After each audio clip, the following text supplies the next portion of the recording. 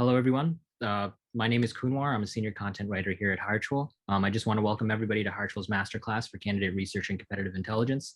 Just want to say that this discussion has been about a month in the making, and over that time, I've had some pretty incredible conversations with the two speakers that we have here today.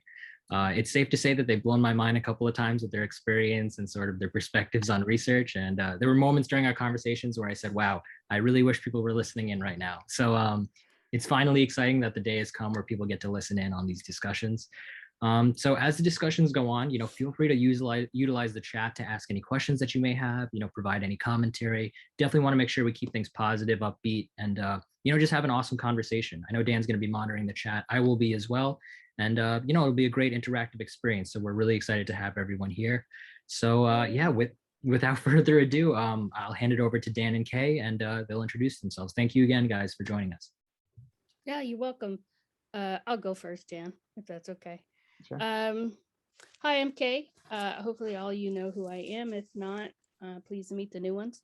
I have been in the industry for going on 25 years, and my passion for talent intelligence and research has gone for a very long time. I think it's one of the most important parts, and it's so exciting to see this role really take shape in the last couple of years. Um, been I've done sourcing, recruiting for the first 15 years, and the last other few years, I've been strictly focused on research, something I'm very passionate about, and I'm driven by that. So I'm excited to share ideas and thoughts and experiences with you all. All right. Hello, good morning, good afternoon, good evening, everyone. Likewise, I'm Dan Harris here, and same deal in a sense. Actually, I have 20 years experience, and actually cut my teeth way back when at a research little agency, and just to share again, the last I guess the last 8.5 plus years, I've been strictly in a research-based role, which has been great, researching competitive intelligence. But prior to that, the last 12 plus years really was more from a sourcing recruiting aspect, more as a sourcer, if you will, and really focusing from that aspect within our function and role. So with that, I'm currently right now at a good, I think it's at least a $2.5 trillion tech company, and loving the work, part of a great team, and looking to produce and continue to produce great results. And so hopefully looking to share some little tidbits and as well with all of you on the call here, or the WebEx, if you will. And I'm really excited about this too. Yeah, absolutely. I just want to say again, thank you guys for joining us. And I think, we'll jump right into our first topic. I think when we had our early discussions, Dan and Kay, something we talked about is when it comes to research, people have different perspectives on it, right? Some people are focused on maybe a specific tool. Some people are focused on speed, especially in today's candidate market and assessing competitors. And often, the methodology and the strategies kind of get lost a little bit. So what I wanted to first ask you guys is sort of just to get your take on, your perspective with research, what you think the right philosophy is, when going into research, whether it's from a competitive standpoint or candidate research. I'll speak to it in terms of my experiences and kind of where I'm at right now, right? And so research, it actually, I actually helped start up our research group at my particular company. And what's been great about it is we've been able to really dive in a whole lot deeper and provide a lot more intelligence versus, say, sources and recruiters at the time, with their time and their busy time, they just don't have time to really maybe dive in deeper, if you will. And so as a research team, a competitive intelligence team, that's where we're able to maybe kind of take those handoffs or dive in deeper into, say, a company, or looking into further into, say, products, or teams and groups, or just intelligence in general, and say, here's what the market overall potentially looks like, things of that nature. And so realize we're able to really help expand the horizons of, and see maybe and uncover actually additional information that's out there that normally maybe the sourcer and recruiter may not uncover, say, during conversations as well. That's not to take away from some of the conversations that they can have, though, and glean intelligence when they're having it with those candidates. But the same token, we'll go online and using OSINT-based techniques, open source intelligence techniques, we're literally going to start to look at maybe, say, social media, or look into the companies and the products and the teams and people, and further look into those further, and really develop even more insights that maybe isn't just readily available. And so we looked and passed that information up and along to a number of different groups, and as well as maybe a particular organization that might look and want that type of information. Kay, let me turn it over to Yeah, you. Maybe I might be able to add yeah. as well. Well, I 100% agree. I also think a lot of people take the role as a junior position, or it's part of sourcing and recruiting. And I see that point and I respect that point. But I also see a lot of my friends who are recruiters and sourcers so focused at the end result that they don't see everything around it. And, that's the pressure of trying to make that hire, finding the right candidate stuff. And even though we have amazing tools, we have amazing friends who supplies those tools, share those tools and stuff. Thank you, Dean. I think we rely too much sometimes on tools, and we don't use the only tool that we have forever is our brain and the curiosity. And I think that a role like ours really bring subjects and topics and stuff that helps tell the narrative of the talent mapping or the trends out there, and really guide. It also provides information to provide better consulting with your businesses and stuff. And with the information, like even with me, I'm just one person doing this at Zillow, but we rely on tools, but sometimes those tools don't always give you what you need. And I usually go out and do the old school techniques and find them the information, and it helps them build a case or build business scenarios to make, especially in the representation arena where we have to identify diverse talent, and reading white papers and identifying leaders out there, and really thinking about not just current hiring, but future hiring. And I think it's just assumed that everybody knows how to do that.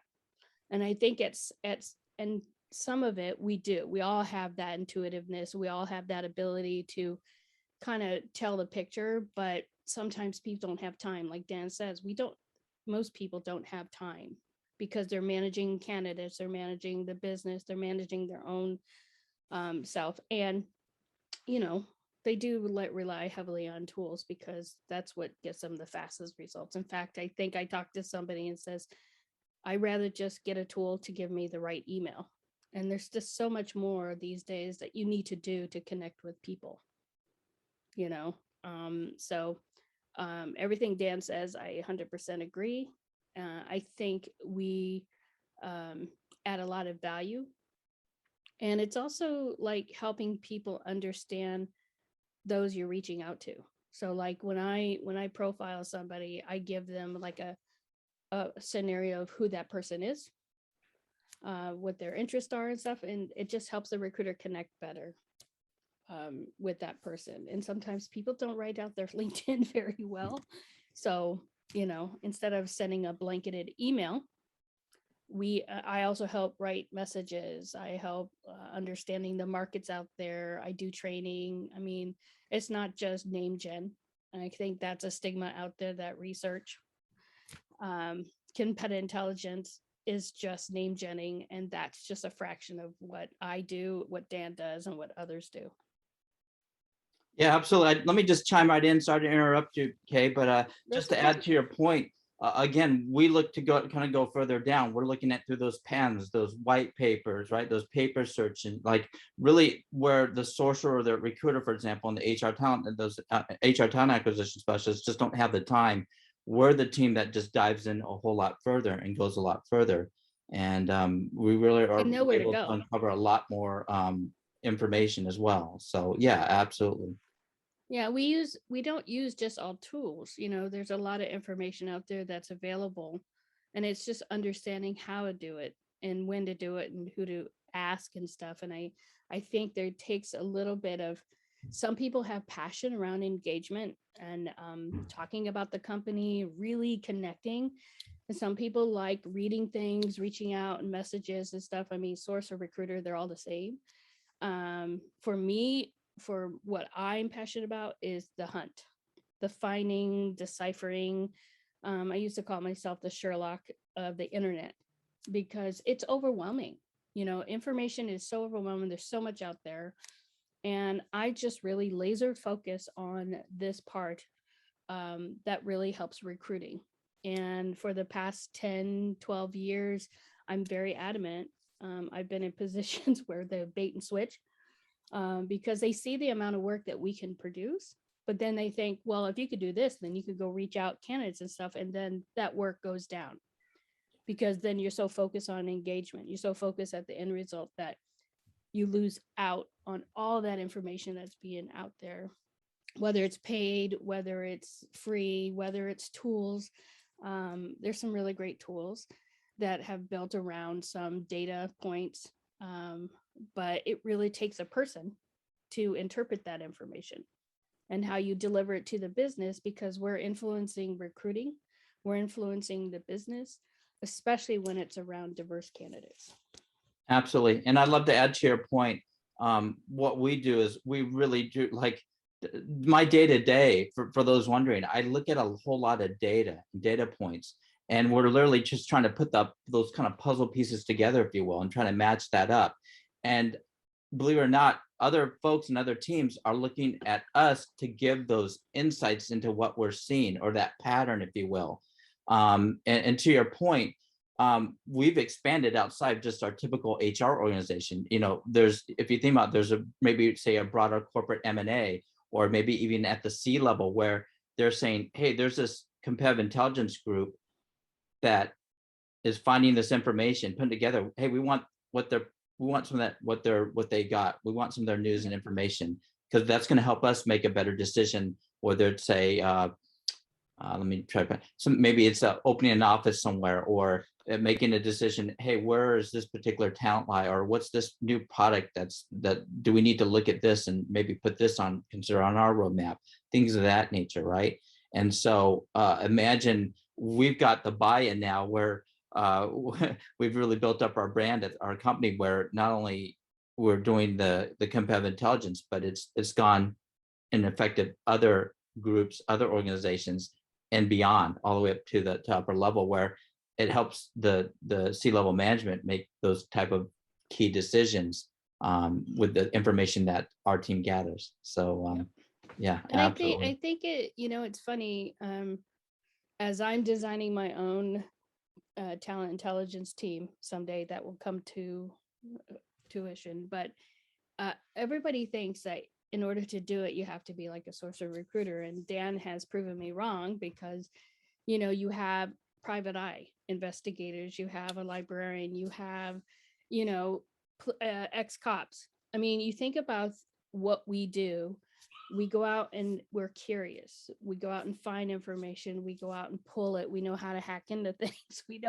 We just won't stop until we get information or close to that information. And sometimes, you know, when you go to the Census Bureau or the labor statistics and stuff, which I go all the time, we have to understand that when we pull data, sometimes data isn't so live. So we have to think about, how do you interpret the past data? You know, I think data is up to 2019.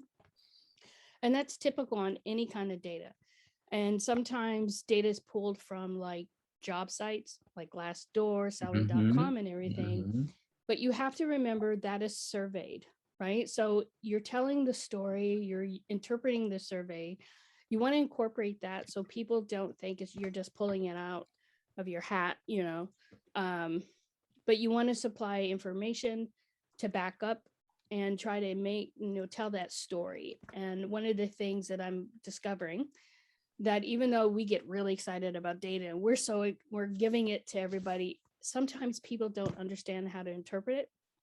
So for me, as a challenge, and I love challenges, I'm trying to come up with ways of how to share that information so it's more natural for a recruiter or the source, or even managers, to use that and to share that and influence and become more of a consultant and a partner than just a note taker.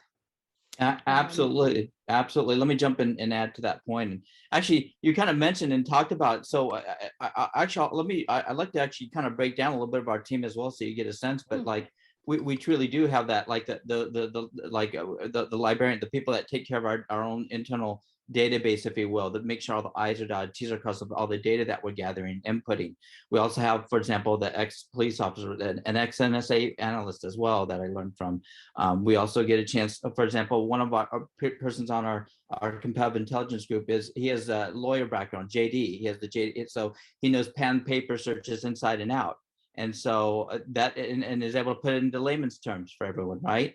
And then, for example, we have someone on our team, they're storytellers. They're basically, he's a previous investigative reporter journalist. So he knows how to pull all the data and then tell a great story to it. So it's also important in terms of the delivery and the information, and then making sure that it's understood, but also looking for those other data points that maybe that organization or that team maybe was just unaware of, and saying, hey, through social media, through Twitter, it was also tweeted about this. And I'm just making this up on the fly, but for example, startup company X, they're known for this product, but they're currently working on this, and it's led by such and such John such and such X. And we also confirmed that it's also these other two people also working with them on it, or her for that matter, it could be. And this is what they're currently up to. And it's like this could be their next great product, for example, that they're really focused on. And so imagine not only kind of just giving an overall job description of that, maybe that target company, if you will, and what they're doing. Let's just say it's a startup right now. And literally just giving that type of information, that breakdown, kind of their products as well, their locations and more. But in addition, maybe providing maybe that little extra information, like for example, maybe gathering all their names of all their team members, and also including an Excel sheet. And you can see how valuable that could be for some of the HR teams, and maybe that particular team, if you will, where they identify, they're like, hey, this is perfect. We want this guy, her and him. And from that company, that'd be great. So again, think about how that intelligence can really just help all the different people and teams. And in that sense, we really do try to go broad at times, but sometimes we're given some very specific requests as well, where again, sometimes due to the nature of it and the information, the sensitivity, that information is kind of, if you will, siloed only to them. Versus in general, we really do try to make it so it's a little bit more open and engaging, where we could kind of capture the information, put it to where maybe other teams might utilize it. Maybe not right away, at least give that team or that whoever requested that maybe a little time with it to digest it, and then share it out to maybe the other teams and other groups. Hopefully that makes sense. Well, yeah, absolutely. And I also think, and I want to make a comment too, that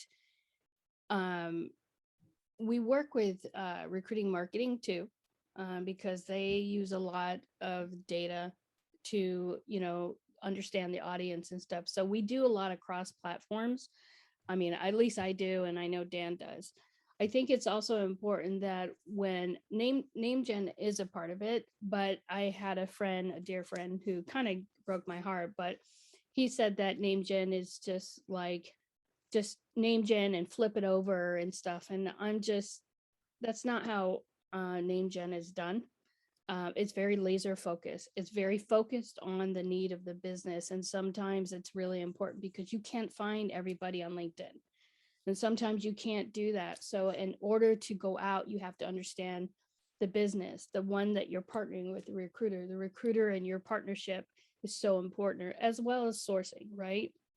And we need to work on that better and better, because I think we have a tendency of thinking, oh, research is just a junior role, it's just a name gen, and it's absolutely not. I'm very proud of the work I do and how I present it, and I made a lot of recruiters and sourcers happy with my work. I'm with them, I go along with them, I go along the journey, and I think it's important to understand that the information is, if I can provide information to make that recruiter or sourcer successful, I'm successful. And I think the hardest part in our leadership is, how do we measure research? And I think it's been a learning curve for some people, a learning for me, I'm sure with Dan, but sometimes things don't have to end up as a number, because my research, I'm part of the success and the hire, But my focus is not the hire. My focus is making sure the data is correct, the information is correct. I'm making sure the recruiters are happy with connecting with candidates or the sourcers, because even these sourcers who are mini screening or stuff still don't have time to source because they're so busy dealing with candidates, dealing with the recruiters and stuff, that what I provide is very laser focused information. So, and do I always get it right? Absolutely not. But no one gets anything 100% right, but you learn from it and you adjust it. And if you have better communication and understanding and respect for each other's role, then everybody's successful. And it just really, it's irritating when I see job descriptions and they say, oh, we need a researcher or competitive intelligence, but you have to screen. You have to do the screening, and that's not talent intelligence. There is a difference. Not all program managers screen candidates. And if I'm at a networking event, absolutely. Do I know how to screen? Absolutely. Do I like it? Not my thing. And we just need to start really looking at these roles and see how we're maximizing the knowledge and minimizing fitting everybody in the box, if that makes sense. Because we tend to want everybody on the phone, and it hasn't really been proven that with everybody on the phone, you're getting ahead. Because as you're getting ahead, technology is moving a lot faster than where you're at. And for me, I'm a geek at heart. I hang out with a lot of geeks. And when I can find information, I can find tools that make the job easier for the recruiter and sourcer, because I don't identify with either title. I identify as a talent intelligence specialist, which I really love, instead of researcher, because now it's starting to move into, once again, need you to screen. And I think it's frustrating some leaders when they can't figure out how to measure. And I'm kind of lucky because Zillow doesn't really, we focus on our success, but it isn't always about the numbers. It's about how we get there and how we manage and how we respect each other and stuff. And so that's been really refreshing. But I've been in the past with people who want my work, who love what I do, and then they want to make me into a recruiter. And I think so not everybody needs to be a recruiter or wants to be a recruiter.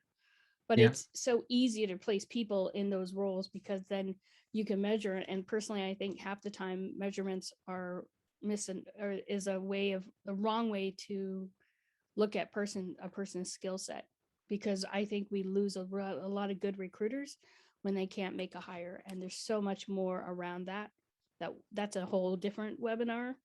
But I just think that if we get more strategic and less reactive, but we always fall into that reactive recruiting mindset.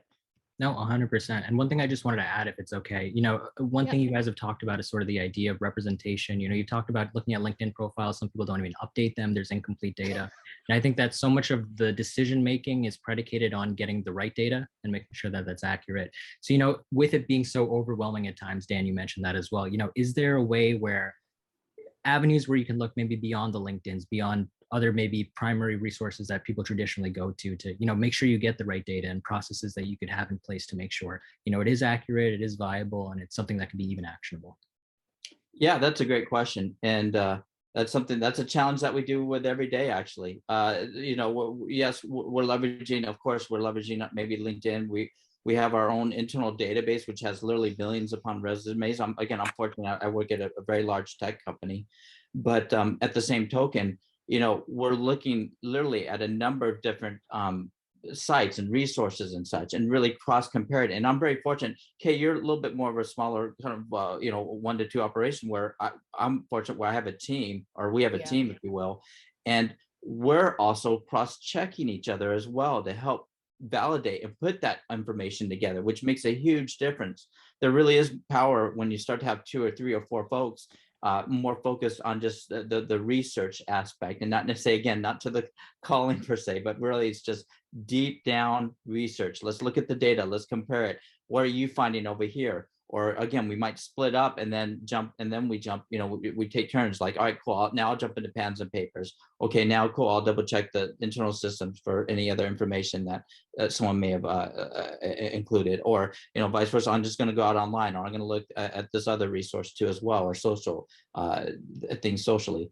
And so again, imagine we're really all kind of cross comparing that data and just kind of gathering and putting it all together. And so I'm fortunate that I have a team. And Kate, to your earlier point, I just want to add, literally every day for me, I look to learn and grow.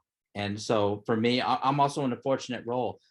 Just to share, at the company I'm at, I also act as a trainer as well. And I feel pretty fortunate I can literally put this on my resume. I've literally trained every single sourcer and recruiter globally at the company I'm at. And I feel pretty fortunate to say that. I have a really unique background, Kate, just like you. I came up from a agency where we literally had no tools. So it forced me to become resourceful. I started understanding, hey, how do I find these type of folks? How do I go about doing this? Using online gold mines and finding those online gold mines and resources. And then even over the years, I've been fortunate to where I've been sent to conferences such as like the Black Hat, things of that nature, to where I get to learn some of these other open source intelligence-based techniques and tools to really help further expand my skill set, if you will. And so I not to interrupt me, but interrupt you, but the funny thing is I tell stories like way back in the day, when we didn't have Google and the web was starting to come about. I remember having my little Mac Performa, it's all in one, and being in the AOL chat rooms and meeting developers and stuff and learning about that, listservs, news deliveries, MySpace. If you think about these days, like really managers and above, MySpace before even Facebook was a place for them to hang out in college. And believe it or not, they're out there. The MySpace pages are still out there. And even though it's old information, you can find a little nugget here and there. And once a developer is formed, he has a career path and how you identify that. And to me, I don't have, people say, where do you find all this stuff? And I collect. I'm a collector. Thanks for Dean has really been a really great resource for me and really understanding, because if anybody can just look inside my mind, they would be like, oh my God, because I'm constantly challenging myself. I'm constantly coming up with ways of finding content, finding information that can help build a story, that can help, change the way we look and approach people. And I am just one. I can't even imagine what it would be like to have fellow researchers and what we would be capable of doing. And I think that's in some ways really exciting, but I think it kind of scares people at the same time, because then how do they take all that information? And one thing I've learned is like, there's a lot out there. How do you narrow it down to make it effective? Because a lot of our leaders are really busy. They need the high level stuff, but where do you decide to provide that high level stuff? And I think it's how you ask questions, how you pull that information so you can deliver the right information. It's the same thing screening candidates, right? You want to pull the information out from them to see if they are fit for the company and for themselves, because they too are interviewing us as a company. So it's the same kind of approach. Is we have to ask the right questions, we have to figure it out, and we're sort of like the sleuths going out there, and it takes time, and a lot of that is not documented. I can't say, like, I have a lot of teammates like, how do you do this and how do you do that? It's like, I don't have time to do that, because I've taken 24 years of developing in my skills. And I think there is a part of the mindset to, what I'm trying to say, it's sort of like you have to have a certain characteristic. Not everybody can sit in front of a computer for hours and love what they do. I have to force myself to get up and walk with my dog, because I just get into this research mind and I just they call me Alla's nickname because I go down that rabbit hole, right? Because I believe in rabbit holes. There's so much down there that we just touch the surface and then we move on. It's like the first, when you put in your search and you see the first results, you don't see what you want, then they give up. It's like, no, you go behind the scene, you keep on digging. And I think some people are made to do that. And I don't think they're valued as well. And I'm on a mission to change that. Even until I die, I will change this role to make it very important. And I'm very happy to see that the talent intelligence community is starting to grow, even though we've been around for a while. I just think it was really hard to identify how to measure. And I don't believe everybody needs to be on the phone to be effective in recruiting. Yeah, absolutely. And speaking to measurement, we aren't necessarily measured. And I'm sure some of the other people and research teams are probably wondering, like, so, well, how do you justify so we're fortunate that we got the buy-in. And while we do keep track of our hours in terms of like, hey, there was at least 3 team members and they each spent 8 hours on this project. So we're kind of at least kind of ballparking the hours, if you will. But at the end of the day, we also look to help, like, for example, being under the HR umbrella, our competitive intelligence group being under the HR umbrella, we also look to, help provide and make those hires. And so usually a time frame later, a certain time frame later, and let's just say 6 months or a year out, we're saying, hey, from the list that we gave you or list that we provided, say it was startup company X, like I mentioned earlier, and let's just say the 50 people list that we gathered as an example. And from that, they might say, yeah, we ended up hiring 5 people from that list that you provided. Well, then we could attribute, and we see that was directly provided by SIG, our competitive intelligence group, which I'm a part of.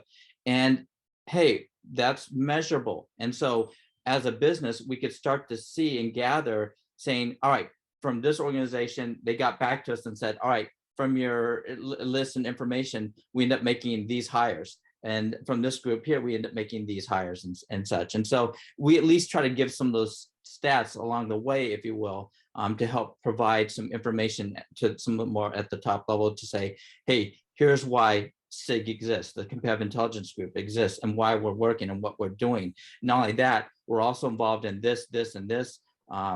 Dan does the training across the board, which is helping people make hires. In fact, we have some people that got back to us and said, through Dan's hiring, through Dan's training, he's provided X number of, helped me hire this X number of folks. And so imagine having those little bullet points or taglines as well as saying, here's some of the justifications of our team and what we've done over the past year as an example. Hopefully that you get what I'm saying.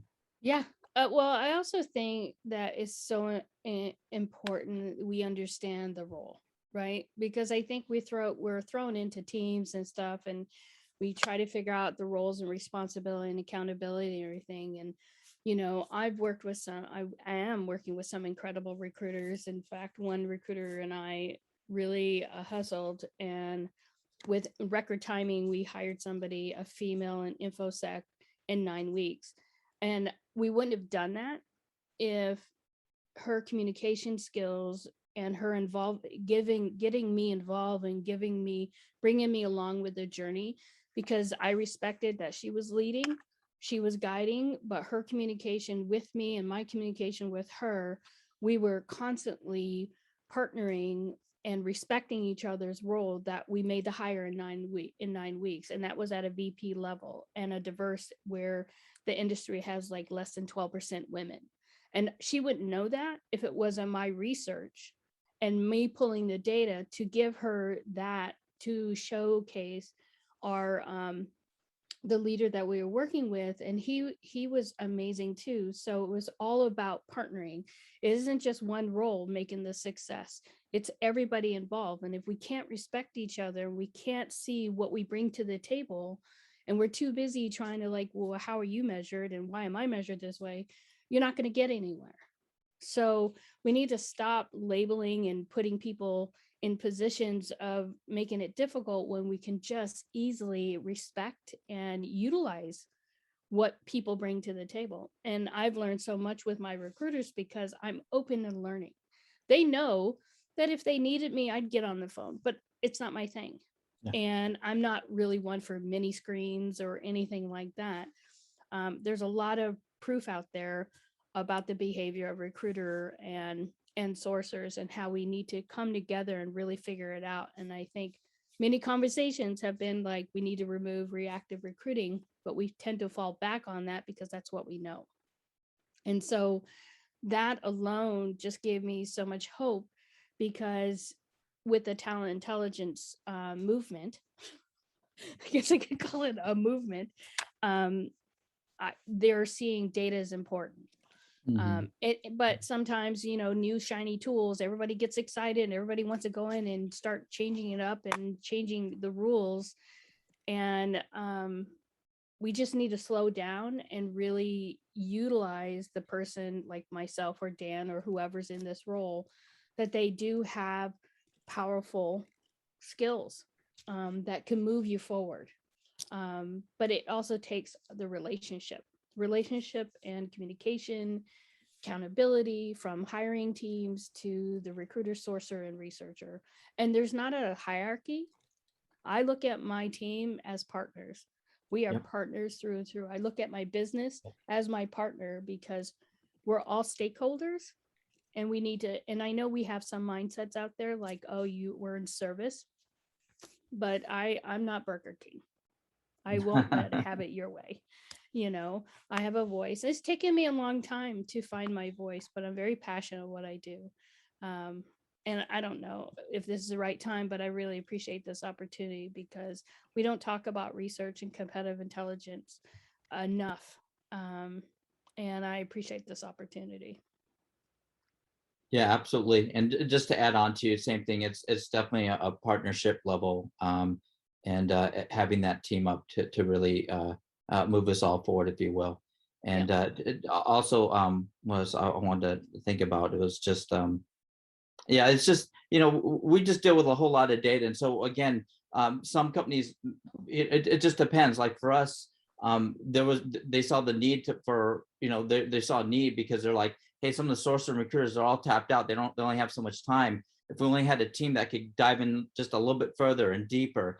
And for example, yeah, you could go into LinkedIn and you could run those, the LinkedIn reports, if you will, kind of maybe see some diversity as well. But sometimes LinkedIn doesn't necessarily capture everyone or everything, right? And so that's where, as a research team, we could dive in further and say, no, the diversity looks a little bit more even like this, like taking, maybe, of course, we'll probably take in LinkedIn data as a maybe one of the things, but also leveraging other things that we can also find and prove, and saying, all right, no, the diversity feature, the diversity structure over at this, maybe in this location looks more like this actually as well, in terms of maybe the engineering talent and the non-tech talent, et cetera. But even further to break that down, to give those strategic insights to the management and others.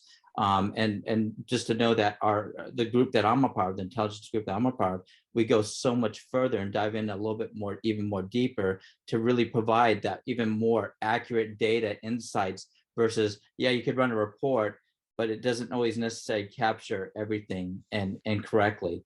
And versus saying, hey, no, we actually utilize that as a resource, but we also went into this, this, and this, and here's some of the supporting articles that we've also found as well. So again, those really do help make some of those decisions at the upper levels to be even greater and smarter, if you will. Yeah, I had a thought and I just lost it. God, I hate that. I was just, you were on a roll and I was like, sorry if I know did that. I see some questions in there Yeah. about like organizing. I organize it. We all work in Google Sheets and stuff like that. So I organize it that way. I also have a Start Me page, private. But, most of us know that data isn't stagnant. So I provide data, and afterwards I usually go back and I recalculate, because even within a time frame of 3 months, 6 months, a year, data changes. And as it changes, it may change the perspective as we grow our business, as we adjust to our business and crazy times that we're at now. But I'm a big firm believer about futuristic hiring and identifying leaders in the industry. I organize the information. I present in PowerPoints. I don't have a tool I rely on. I don't use a lot of augmented tools. I think they're valuable to some, but I think we tend to rely on them so heavily that we forget that we have our own tool, which is up here. Yeah. And so I've never really used a tool to organize my data and stuff. I have my own library of knowledge and my own library of how I share it out and stuff. So I know we're having a new CRM tool, so I think that's going to really help us eightfold. But we haven't dived into that yet, so that's going to be next quarter. But yeah, a lot of my information's on spreadsheets and graphs and, Tableau and smart sheets and stuff like that. So highly recommend, if you guys aren't, busy, really start educating. I mean, there's some really good classes out there for free. There's some really great people out there talking about research and talent intelligence. There's a book I'm reading right now called Talent Intelligence. I think it's the only book out there. I'm listening to it, but it's kind of dry because I think it's an artificial intelligence reader. I know it's kind of weird, but the content is really valuable and it's really opening up my my mind on how to approach it in the future as well as the present. So I think it's important people educate themselves about talent intelligence. There's some really amazing people. I just remember back in the day identifying this one person. I don't know if anybody knows her, Amy Beth Quinn. Back then she was a research goddess, but Yep. I just remember meeting her, and it was like she's like a sister, cut from the same cloth, the curiosity, the organization, the mindset, and it was just so refreshing to see somebody that had the same passion. And then I met Shannon, then I met Dan, and then there was SourceCon that gave us all a platform to start elevating sourcing and elevating certain roles and identifying trends and stuff. And, our community is so much bigger than just sources or recruiters. We have coordinators, we have program managers, we have researchers and stuff. And it's just amazing that we're having these conversations. I think the next move is, how do we start moving forward and respecting each other and adding these positions to the company and truly understanding them, and not just say, I can't figure it out, so I just need you on the phone, because you'll lose me, because that means you're not invested in me and you're not invested in what I do as an employee. So, and I think it's just trying to find ways of making this happen. And I think this is a start. And I know there's plenty of people out there that are interested, and they all do it. Everybody does some research. Everybody should do some research. Everybody should approach certain things. But unfortunately, with technology and how fast we move, we don't have time to really sit down and absorb the information. So if my job is to absorb the information and bring it back with just really quick bullet points, which is not my favorite, but quick, easy, understandable information, it just makes the conversation easier. And I keep on going back to diversity because that's in my DNA. Mm-hmm. But I can't say enough how diversity or representation in a conversation with a hiring manager is still difficult to this day. Like, I've been in meetings that people don't talk about it. And I think we need to talk about it. So when I present my research, I always have in there racial percentages and stuff. So it's important to have that conversation, and it brings it more naturally to the front. So that way you don't have a manager's like, it's your job to find the diverse candidate. No, it's all of our job to invite that candidate, to make them feel welcome and stuff. And if I can bring information about why we need to do this, how we do it, who to do it, identify people, that just makes the conversation easier and more confident for the recruiter, sourcer, and the hiring manager. Yeah, absolutely. Let me just jump in and share. And so going way back to what you said earlier, is I also want to definitely encourage folks keep learning and growing every day. Find even 5 minutes to learn something new, and that's going to grow you. And for me, I'm one of those people that's just kind of curious at heart. And for me, just like you, I love putting the data and the puzzle pieces together. Amy Beth is amazing. She's a research guy. I think she leads the team over at ServiceNow along with Amy, which I want to recognize. There's Todd Davis on this. It looks like Hi, Todd. he is amazing, super smart. And check out his website if you haven't. He has a number of tools listed on his own website, I believe. But going back to how you managed it, I think you mentioned Google spreadsheets and such, but for us, we've been fortunate to where we've developed more internal based tools, separate instances, if you will, to help kind of gather and manipulate and manage that data, if you will. Like I shared, one of our team members is actually, we have a couple really that are solely focused on just our own internal. Don't get me wrong, we still have our applicant tracking system, our ATS, where we get literally thousands upon thousands of resumes every single day because of our name and our brand, right? Big tech company. But otherwise, internally, imagine having your own internal, separate internal databases. I dream of that day. I dream. Yeah, I mean, I'm fortunate. Yeah, I you're feel very so blessed. fortunate. Don't get me wrong. Dude, you should be thankful every day, because when you're a lonely, competitive, intelligent person like me, even though I dig it and I'm a loner anyways, having a team of like-minded people, I have all these ideas, because I think I'm an artist, so I have vision. One day I will have a team or be a part of a team, and the stuff that we can do, it's so, for me, the toughest part is presenting a business case, even though proof's in the pudding. And for the past 7 years, I've been at Zillow, proof's been in the pudding. And I'm very fortunate that I have an awesome team and an awesome leader and a company that really does care. And I'm hoping next year dreams can come true. But it's so important to have a team to bounce ideas off and stuff like that. And I'm thankful for Amy Beth and Dan and Dean and stuff, because if I have ideas or questions, I feel confident that I can go to them, and I don't feel like we're stealing intel or anything like that. It's just that we have a community, and Shannon, that, and Steve Levy. I mean, there's just so many people that has made me feel so good about what I do and how I do it and why I do it, that some days I'm just like, screw you all, I'm going to go live in the woods and paint trees or whatever. That yet has to happen because I have great support system and the kindness of people sharing information. And that's how I want to lead, is you're okay to share information. You don't have to give up everything, which I don't.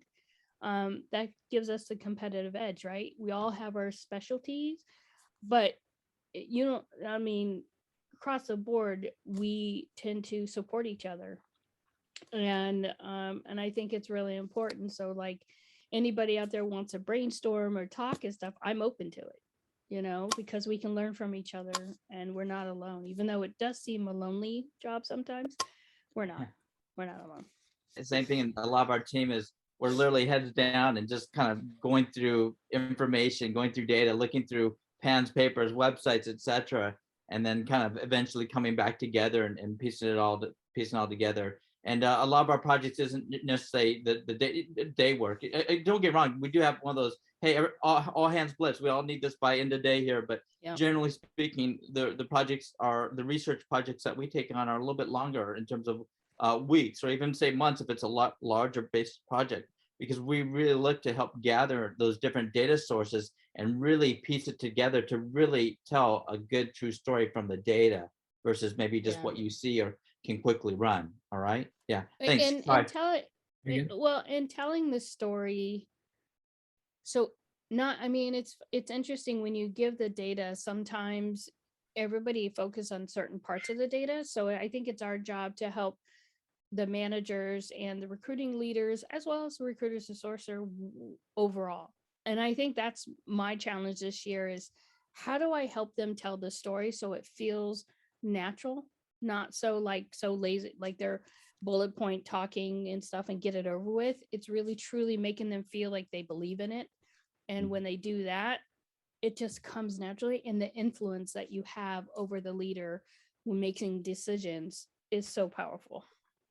Sorry, No, Kunal, you know this was 100%. gonna happen, man. You Oh knew no, this was gonna there's happen. no need to apologize. I absolutely love this. And I think it's very fitting that, sort of the last things that we talked about is this idea of collaboration. I mean, I've had this experience I said at the beginning of the webinar over the past couple of weeks, where even just talking to you guys, collaborating in that capacity, even though it's just general conversation, I'm not necessarily in the research space, but it's opened up my mind. And I think that if we embrace more collaboration, whether it's through conversations, whether someone's researching in a solo setting and, bouncing off ideas with someone, or Dan, if you're managing an entire team and having those conversations, I just think starting those conversations, being open to collaboration, being open to be understanding and empathetic, I think is a crucial starting point for research. And I think, with that sort of foundation built, I think sky's the limit, especially for companies and for individuals. So Yeah, no, I'm just I very excited to, oh, no, go ahead.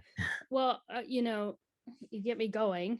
I think it's also important that, when you are providing information, it's really of like, how are you looking at this information for the future, when there's layoffs, because sometimes, like, even when we unfortunately had to lay off some people, the support, but it can get unorganized, it can get overwhelming, it can get the communications like all over the place. And people are like, suddenly all these companies are laying off, and next thing you know, you have so many spreadsheets with layoffs and contacts and stuff. No one's really organizing because we play in our own pools.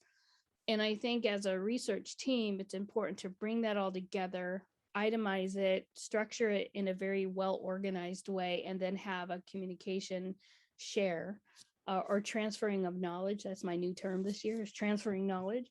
Um, but I think it can get really messy too. And sometimes when you don't have a research team, or you don't have a dedicated person to help organize it, because I think that's another key skill, is organize all this information and how to deliver the information. And, I'm always learning. Like, I think I bugged Dan earlier about how do you organize stuff? And, because I'm always trying to find easier ways to organize and strategize and submit to a person that doesn't have time to absorb all the information. They just need, especially in the leadership team, when they're asking like, hey, what's the, pull apart all the job description and identify similarities or stuff like that. And if you don't have a team, or if you have a lot of people, it can get really messy. So another part of talent intelligence is organizing it and structuring it in a very well delivered way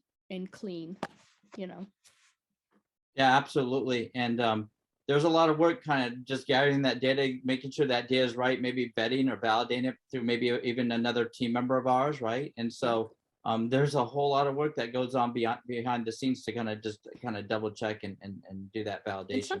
And sometimes it's a thankless job. Like, it is because we're behind the scenes. We're not up there. We're not looking to like, hey, look at me, because we're mostly like, don't look at me. I just want to do my stuff. But it's a very thankless job. And sometimes you have to hunt people down and say, hey, what's going on? Or follow up with them. And then you find out that you made a super hire, and you're like, hello, because out of sight, out of mind. And sometimes it gets in my head. It's like, do I have any value? Yeah. And sometimes it's really nice to hear that from your colleagues and stuff. So you have an opportunity, make sure you appreciate people you're working with. But it is a very thankless job, because we're not in the front.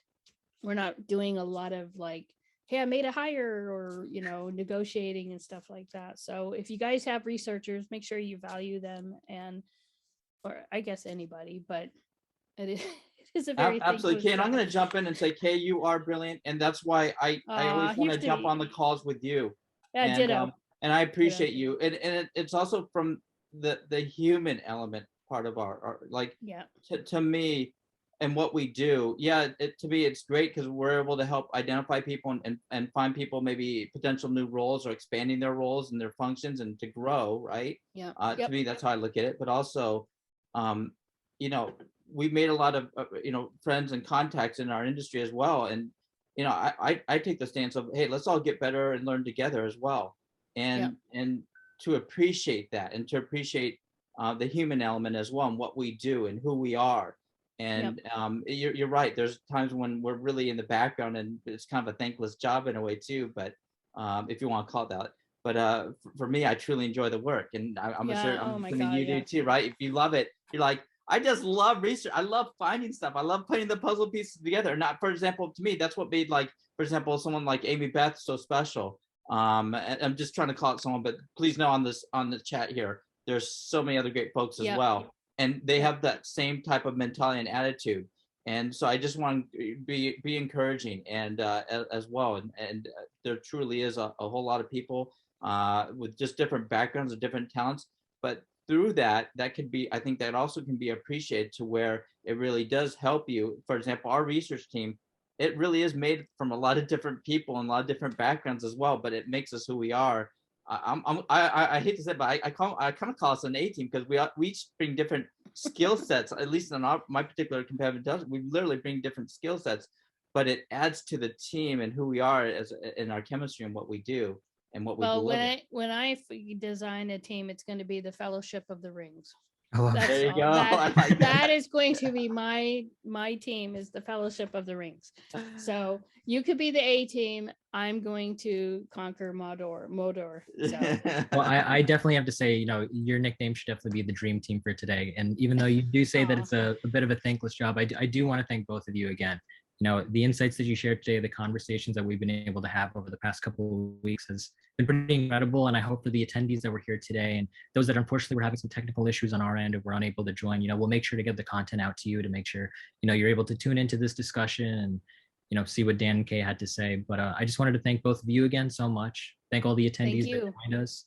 And I Thank wish we had you. hours for this, but I unfortunately we know. I don't. know. I But know. hopefully, Well, we'll keep. I appreciate it. I appreciate it so much. And thank you, Dan, for joining. And Kunar, thank you so much for hosting. Thank you, Harry Troll, for this opportunity to start the conversation. And I hope everybody knows that I'm open for discussion. I'd love to hear more ideas. Again, I'm a solo person. So Dan has been helpful and stuff. So happy to connect with anybody.